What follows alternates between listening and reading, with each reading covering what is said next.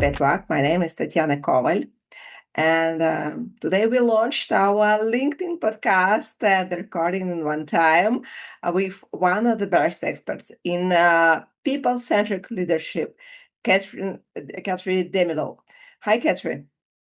Hi, Tatiana. Thanks for having me. It's a pleasure to be here.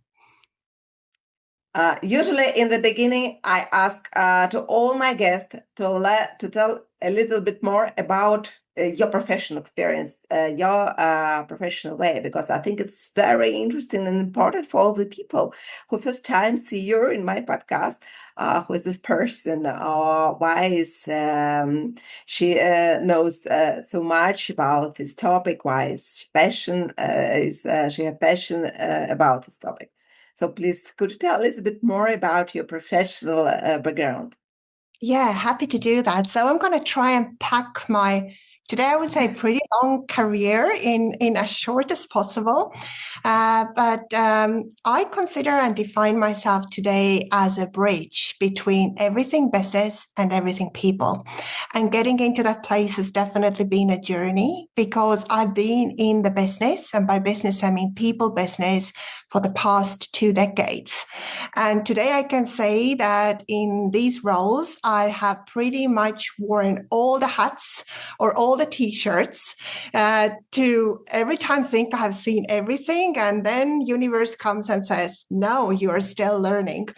But I've been working in-house. I've been working as an external consultant. I've been working with mature organizations, however, also a lot during the past decade with startups going into hypergrowth. I think I am more sort of like familiar with the latest ones, if I may say. And today I am the founder and principal consultant of Gaiety Solutions. Obviously, it gives away a little bit already. I am obsessed with problems and solving problems. So my very own company actually allows me to do that. And I am specialized in everything I'm very passionate about, these being leadership development, leadership avatar that we're going to be talking about today. Also effective communication, but specialized in digital body language specifically, and crisis communication, brand identity creation, and also in leading change and transformation. So this is me in a nutshell. Katri, thanks a lot for introduction. And my first question for you, it's about the name of our meeting. We decided to talk about leader avatar. Could you, in the beginning, explain what does it mean, leader avatar? Yes, absolutely. So remember when we spoke some time ago and I asked you, if I tell you avatar, what comes into your mind? And I always ask this question, and usually the answer that I get is this little, not so little actually, pretty big blue creatures from the movies. And by all means, I mean, everyone watched the movie, especially the first part. It's packed with great leadership sort of lessons and teachings. But leadership avatar or leader avatar has way more to that. It's actually a framework that I've developed years back that holistically helps to map a unique leader to the very organization they're working at, whilst also linking these competencies to the very organization's mission, vision, values, and goals. Could you explain how you use this tool in your work, but also how any other persons and companies and leaders could use this tool for maybe change and transforming, for improving their business, their culture, their leadership style? Absolutely. Maybe it's helpful. I'll take a few steps back and actually give a bit of a context what was really the reason for me to create that framework after all. And the whole framework actually grew out from a very simple yet very impactful, today I can call it a truth, but it was a combination of different, I would say, observations and firsthand experiences that I, for whatever reason, kept witnessing over and over again. And I think it very much ties to one of my values. I'm a huge fan of clarity. And that's why in everything that I do, live, eat, I'm living the quote of Brene Brown. I'm such a huge fan of hers, where it said that clear is kind, unclear is unkind. And that is the core of Leader Avatar, really, because that's exactly the framework that helps to address the gap between lofty leadership labels, or what you call the slogans or sexy principles, and actually bringing a contextualized, clear meaning, what it means to be a leadership, what it looks like to be a leader in that specific organization. And I think when I'm thinking about that and, what kind of problems it solves, when I go into organizations, very often they have these leadership principles, like I said, but they come across very often like cliches. For instance, it is said our leaders are very collaborative, or they're very empathic, or in the recent years, it's become very popular to say our leaders are very self-aware. And these are just terms and words. There's no really clear definition what is meant by that. And very often what I do, I walk around in the organization and I ask the same term or the principles, what does it mean? And let's say I ask about collaborative. I ask from 50 different people, you have collaborative leaders. And very often I get 50 different answers. And it's not because any of the answers is wrong, but it's because there hasn't been any clarity provided in that. So it really helps to map out the very organization's identity. What are the behaviors that are acceptable in this organization? What are not? And create a shared expectation and leadership lingo when we're talking about our leadership, and have it very strategically ingrained in how these leadership competencies and behaviors support us in our mission, vision, and values. So they actually come together as a one planet rather than something separate. Because again, just a very practical example here to illustrate that is sometimes we say in our values that we want to be innovative, for instance, as an organization, or in our goals, we want to go to the new markets, we want to expand. And then I'm looking at the leadership principles and it says, we're very conservatives. We rather do the things like, by the old practices and all these kind of things, but it's clashing because the competencies are really not supporting where we want to go as an organization and vice versa. So in a nutshell, this is what it helps to bring it all together. Mm-hmm.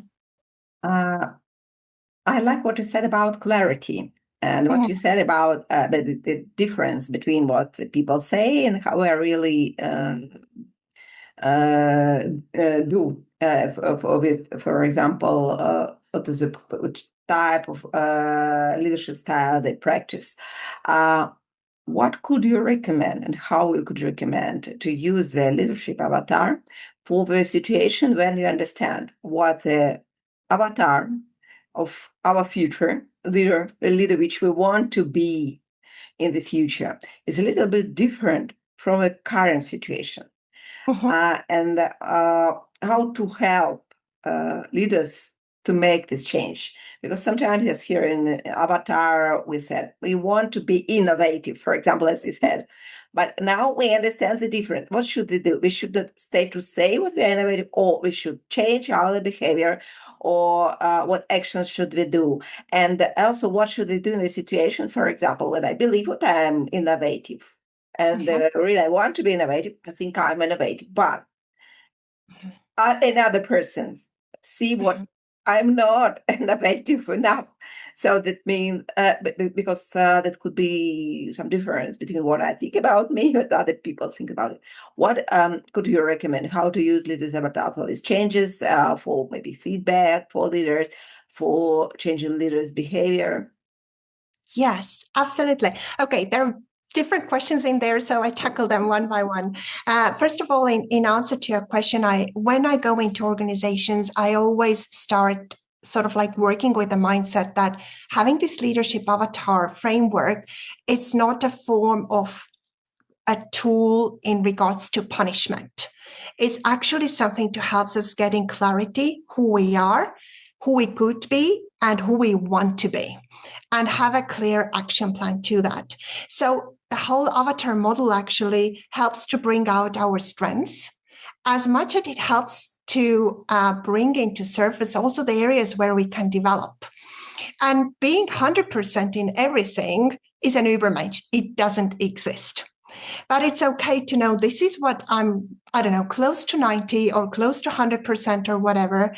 But today, knowing in these competencies, I'm, for example, 50, but I want to develop and go into 70, for instance. So this is my opinion, to have an understanding what successful and great looks like, have a clear understanding there, and start continuously leveraging on my strengths, but also being very conscious and self-aware where I can grow and where I need to grow.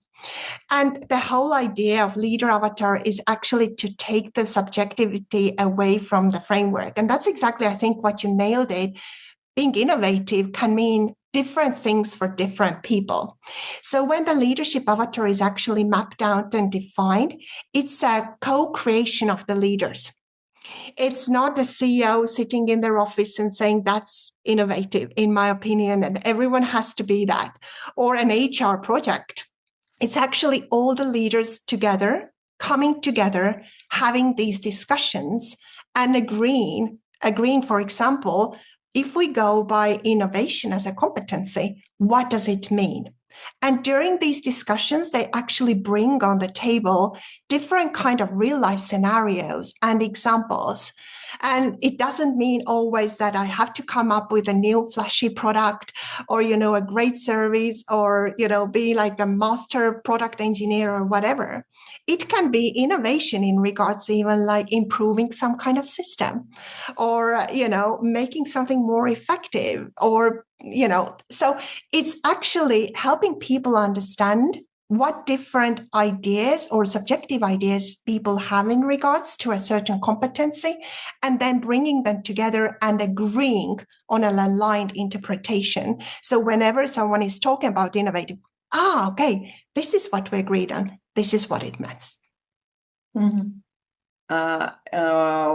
When I hear you, and I understand it's also a leader's avatar. It's a really good tool for self-leadership.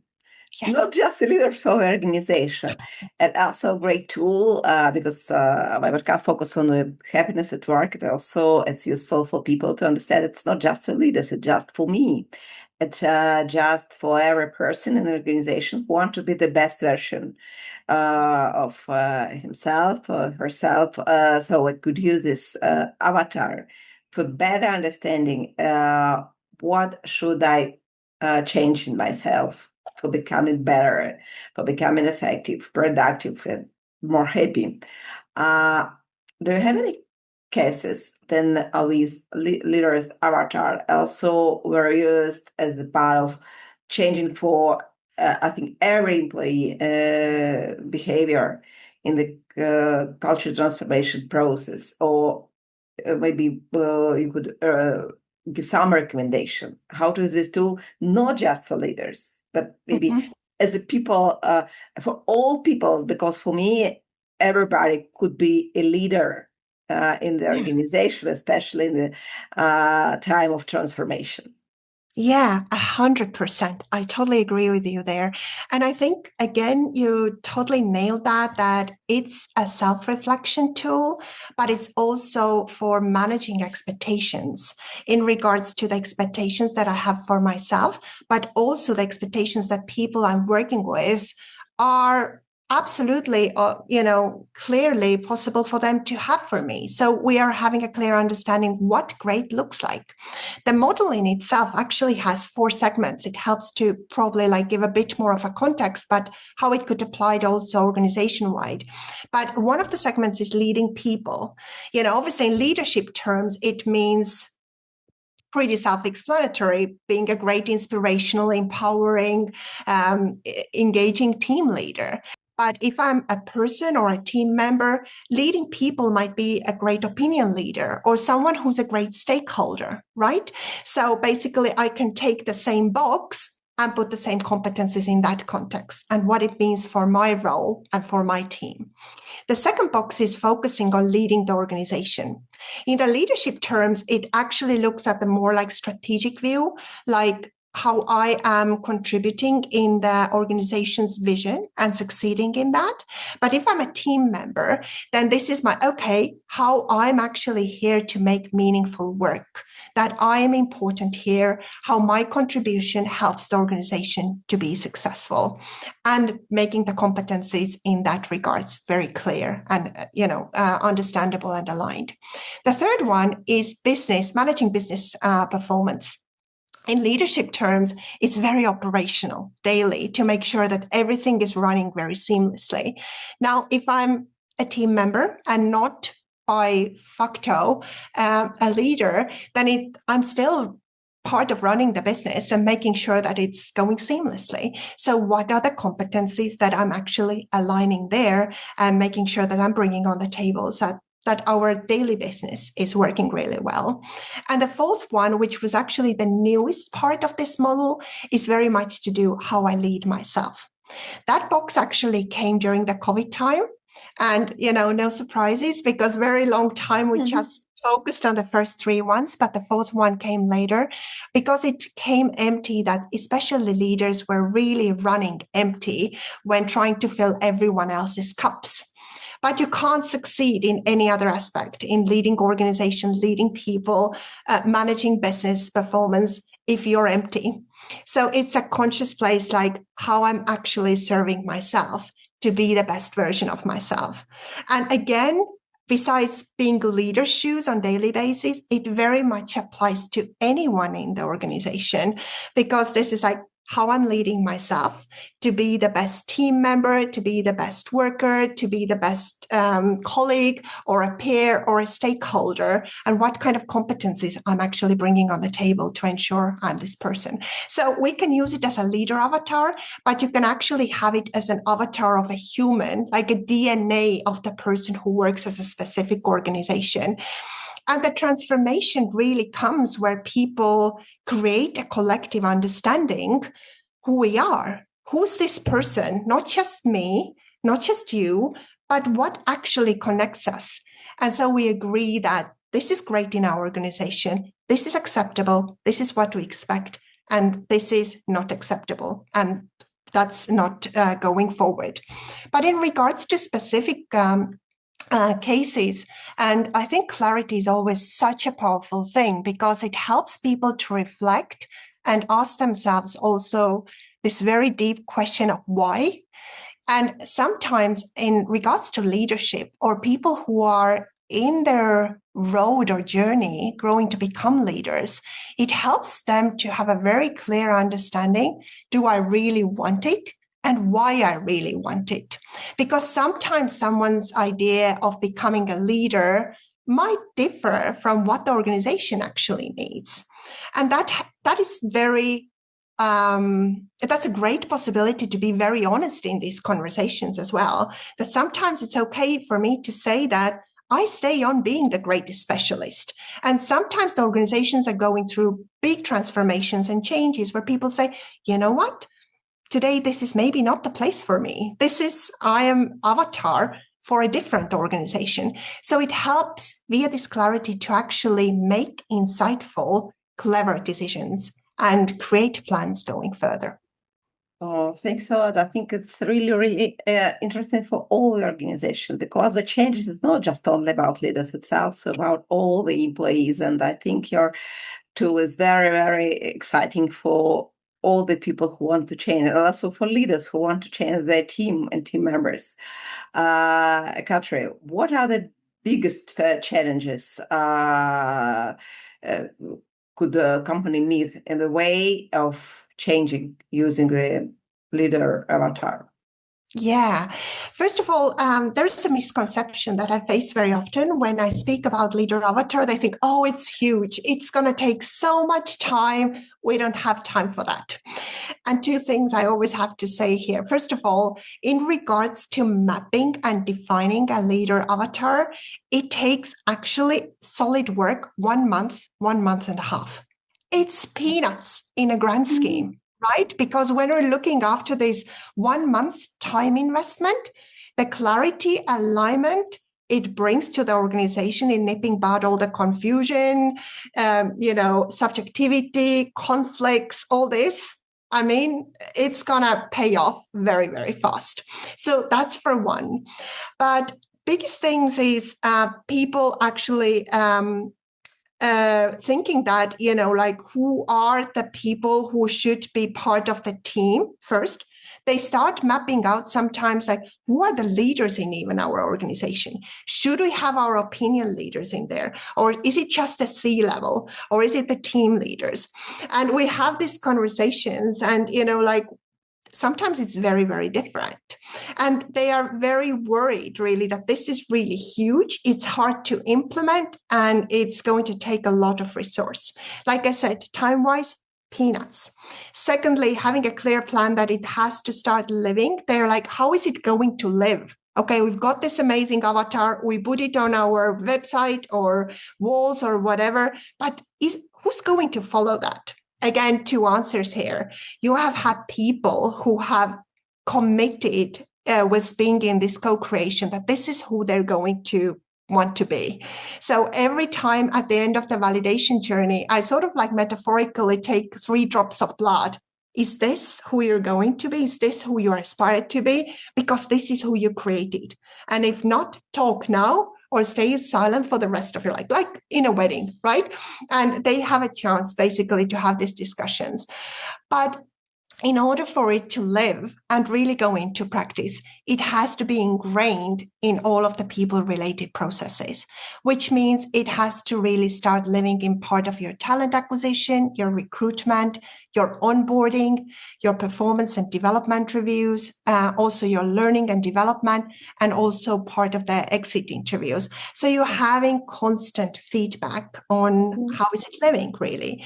And people don't believe in slogans. They want stories. This is where the examples are coming in.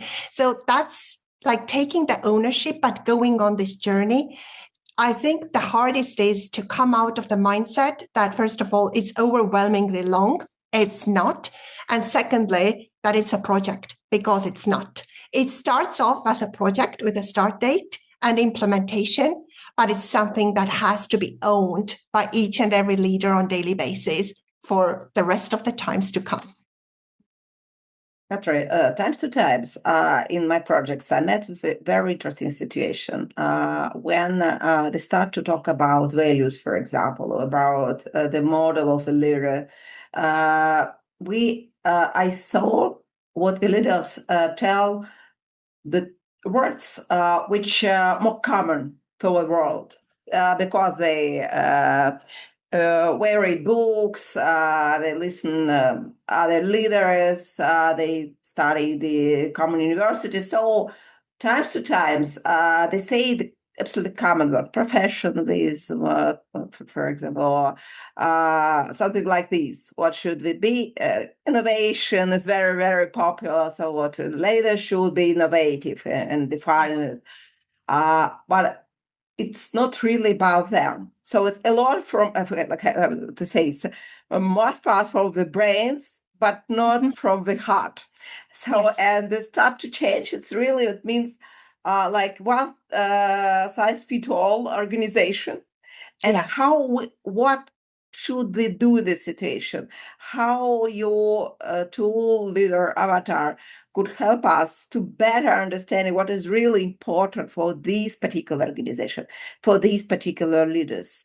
Is really important for future of the organization, but also for future of these people, for their intensity as a leader. Yeah, absolutely. Again, 100% agreed.